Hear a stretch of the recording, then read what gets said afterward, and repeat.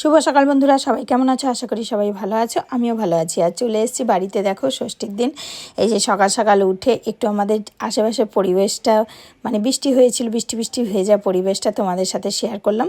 আর আজকাল নিয়ে ভিডিওটা একটু একটু করে তোমাদের শেয়ার করব। একদিনই থাকবো আমি, পরের দিন চলে এসেছি, সেটাও দেখাবো। এই দেখো আশেপাশে দেখেছো, মানে আমার বাড়ির চারিদিকটা কত সুন্দর ফুল ফলে ভরে গেছে। আর মানে এত কাঁঠাল হয়েছে না, তো আমি মাকে বললাম যে মা একটা কাঁঠাল কাটি আজকে, আর রান্না হবে আজকে ওই এঁচড় হবে, ইলিশ মাছ টাছ এইসবই হবে, মাটন চিকেন কিচ্ছু হবে না। এই কাঁঠালগুলো এখান থেকে একটা পেড়ে নেব, পেড়ে নিয়ে তারপরে রান্না করব। আর কাঁঠালটা আমি দেখো কেটে নিচ্ছি।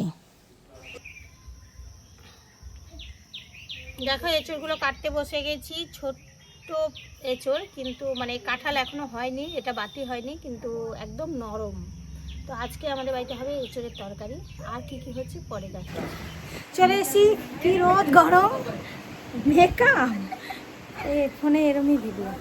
এই যেমন জামাইবু চলে এসছে ষষ্ঠী খেতে, এক ব্যাগ আম খেলো এতক্ষণ ভরে, আর তাল খেলো, তাল তোমাদের দেখালাম, তাল না দেখে মনে হচ্ছে এক ব্যাগ খেয়ে নিচে। তাহলে এবার যাবো আমরা গঙ্গায় স্নান করতে। ওই যে মাসি রান্না হয়ে গেছে। যমুনা আবে না মাসি? যমুনায় আর ইয়ে ভোলাটা আর এই যে মাসিদের ঘর, বিনোদ ভাইয়ের সাথে এখনো দেখা হয়নি আমার। আর ওই মাসি, ও মাসে রান্না হয়ে গেছে, মানে আপনি চাপাইছেন ভাত। আমরা এখন একটুখানি আমটাম খাবো, খেয়ে নিয়ে আমরা গঙ্গা স্নান করতে যাব।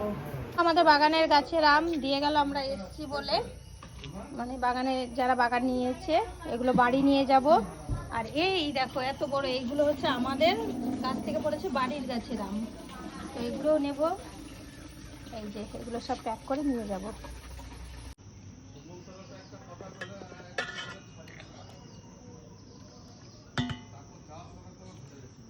হুম হুম হুম হুম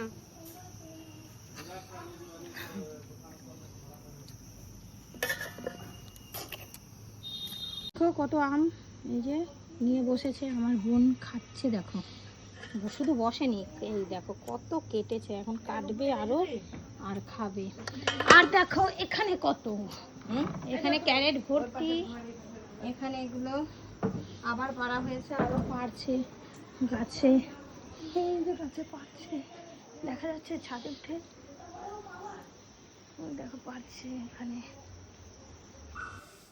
আর দেখো এই যে বাড়ির পথে রওনা দিয়ে দিয়েছি, অনেকটা দূর চলে এসেছি।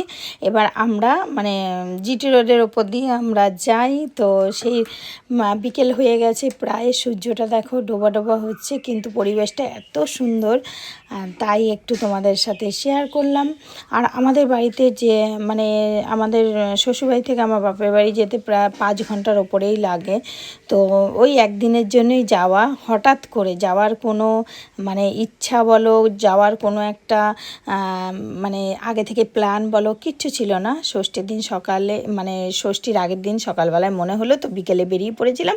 আর ষষ্ঠীর দিন থেকে পরের দিন বিকেলে এই যে চলে এসেছি বাড়িতে। সবাই ভালো থেকো।